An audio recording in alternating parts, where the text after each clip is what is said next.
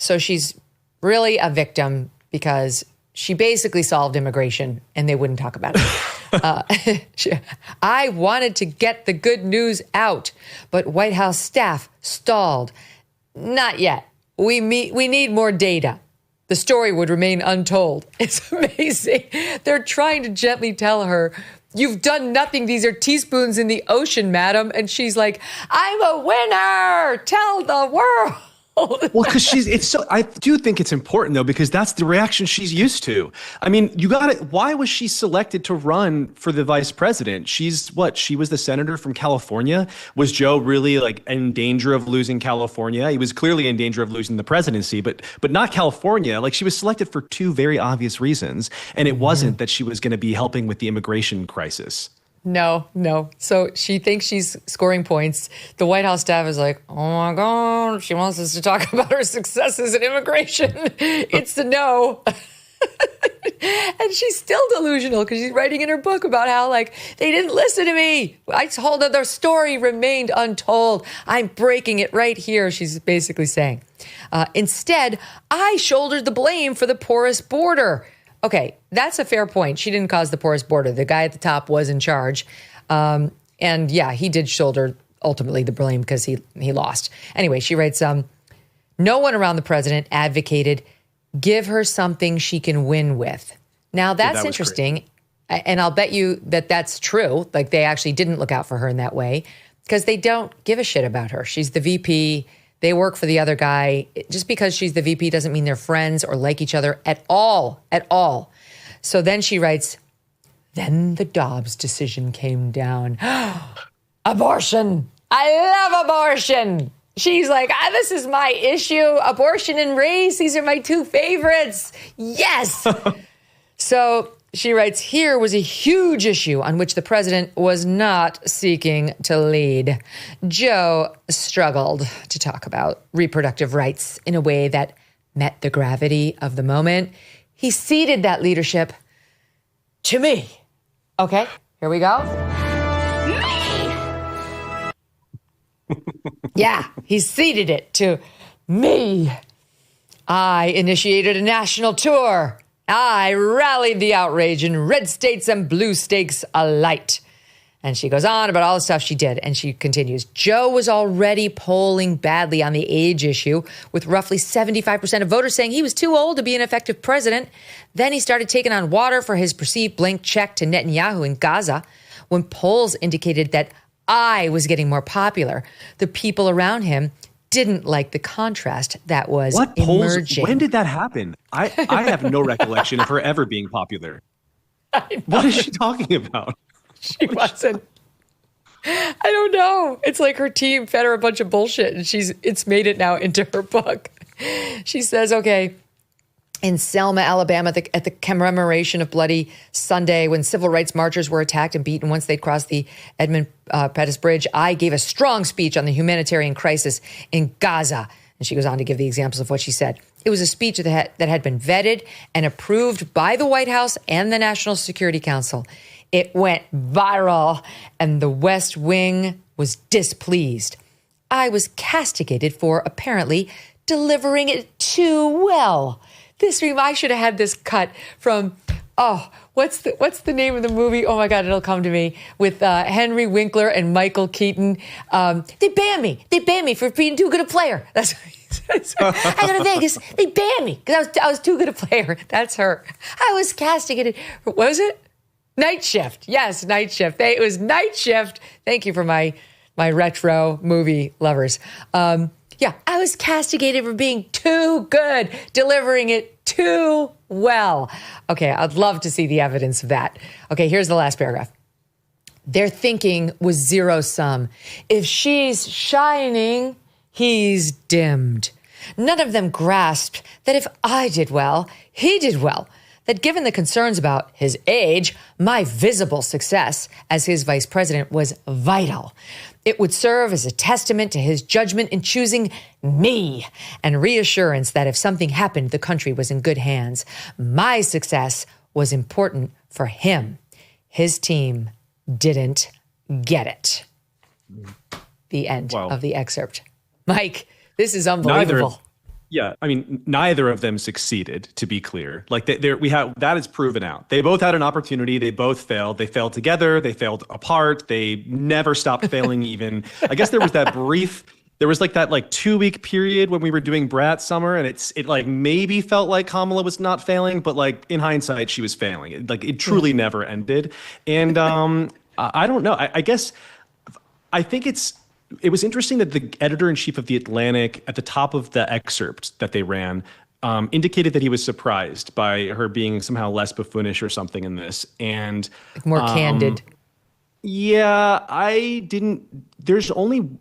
I'm not going to give her any credit for being candid. These are things that we kind of already know, and we could tell while watching everything go down. The only thing I want her to be candid about is to the question of who was running our country for the last 4 years. Like I would love to know that for sure. And Where's she was there. candor? So where is it? Like, if this is the tell-all book, like, tell me who was the president. I would like to know that. And until she's willing to do that, then I as much as I want to go to the restaurant, I can't give her too much credit. It's amazing how she's still riddled in grievance. It's definitely getting some Meghan Markle vibes here, like, poor me. Yes, but also it's still not as bad as Hillary's book. What was it? What happened? And I mean, I feel like the misery that followed that loss was so enormous that in the context of that, it's not. I don't think it's quite as bad yet.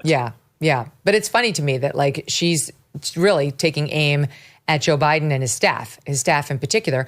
Whereas like, where was that attitude when you needed it? Where was that on Colbert and on The View when you were asked, what would you do differently? And she's like, oh, nothing. There's no distance between me and Joe Biden. I'm like, this can do nothing for you. Now you can sell a couple books, but you're actually not getting paid out on that. You're getting paid by your advanced anyway. So what good does this do you now? It'll be interesting to see if she even says in the book what she would do differently, because even on the campaign trail, she didn't. Remember, she had there were no policy positions on her website. Yeah. I tried to write about it. I was genuinely curious, like, what does this woman think or care about or want to do? And it was really hard to do that. And so now she has a book. Presumably she'll say something. I am curious. I haven't seen anything yet. So it'll be nice to see if my anything number one comes out of it. takeaway on this is I miss her. I miss Kamala. Yeah. I'm glad she's back. Yeah, she added something special to the mix for sure. And I think you just can't, that coconut stuff, the coconut thing, I mean, Did you fall out of that coconut tree? You can't say what she did was effective, but I think what you can give her is that no one else was doing it. Okay, we got to get to Morning Joe discussing this excerpt. This was something to behold. Their whole team sitting around their round desk talking about this excerpt. Keep in mind when you watch this clip, and all the audience knows this, but just as a reminder, everybody on there, but especially Joe and Mika, totally complicit in the Biden mental frailty cover-up. I mean, 100% complicit. And they're also Team Biden. They're not Team Kamala. They resisted her and the switcheroo harder than anyone. Remember, Mika did her she gave the defense for Joe Biden's performance at that debate. Like, he traveled, she had the number of hours he traveled and like the number of stops they made. And she'd clearly been in touch with the White House to come up with the perfect defense on why it wasn't what we thought it was. And then Scarborough with like, no, he's brilliant, blah, blah. Okay, that's what you're about to keep in your mind as you watch them trying to run cover in response to that excerpt. Here it is. That is from Kamala Harris's new book. Yeah. But I was just going to say, so Willie or who wants to take the jump ball here? Rev, I'll go to you. So you know politics. I mean, you've run for president. A couple of things here. I can understand everybody wringing their hands saying, why didn't we step in? Why didn't we intervene? I can understand the Vice President Harris doing that. But people that know Joe Biden and Jill Biden know, speaking of jump balls, nobody was going to take that ball from their hands. They were determined. Early on, she did herself no favors. I mean, she had a terrible time with her staff the first year or two. It was the White House was having to do triage on her staffing problems, everybody leaving. I will say, when I saw him, he was slow. He was, plodding. His neck was stiff. Oh, really? Everything was really stiff. And you're like, walks around slowly. But when he sat down, may have spoken more quietly and more haltingly. But man, I never once saw him where he blanked out. Never saw him where he blanked out. Really? Now I'm really struggling to remember how Joe Scarborough talked about Joe Biden at the time. A little birdie in my mind is reminding me, it didn't sound anything like that whatsoever. Yeah, I mean, the man has dementia. And Kamala in the piece did a lot of what he did there, too. She's like, when we would speak, it would be slower. But yeah, he's old, but he wasn't, it wasn't the debate that we all watched. And I don't know, there's still a lot of dishonesty happening here. The level of discomfort, if you watch the full clip, is so palpable. You could hear him stuttering at the beginning of the clip, right? And like, no one wants to take it because they all are like, oh my God, what do I say, right? It's like there's a fight between mom and dad for these two. We don't know whose side to take because while dad is our favorite, he bailed, he left the home, he left us with just mom, and mom turned out to be a ridiculous person, so I don't really want to hit her, but she's attacking dad, so I kind of feel like I have to. You could see the conflict of the so-called journalists on set. When inflation jumps, when you hear the national debt is over $37 trillion, do you ever think maybe now would be a good time to buy some gold? Well, you'd be right. Whether as a hedge against inflation, peace of mind during global instability, or just for sensible diversification, Birch Gold Group believes every American should own physical gold. And so they created something special. Until September 30th, if you're a first-time gold buyer, Birch Gold is offering a rebate of up to $10,000 in free metals on qualifying purchases. To claim eligibility and start the process, request an info kit right now. Just text MK to 989898. Plus, Birch Gold can help you roll an existing IRA or 401k into an IRA in gold. And you're still eligible for a rebate in free metals of up to 10 grand. So make right now your first time to buy gold and take advantage of a rebate up to $10,000 when you buy before September 30th. Text MK to the number 989898 to claim your eligibility and get your free info kit. Thanks so much for watching. If you like what you just saw, hit the subscribe button for more clips and full episodes.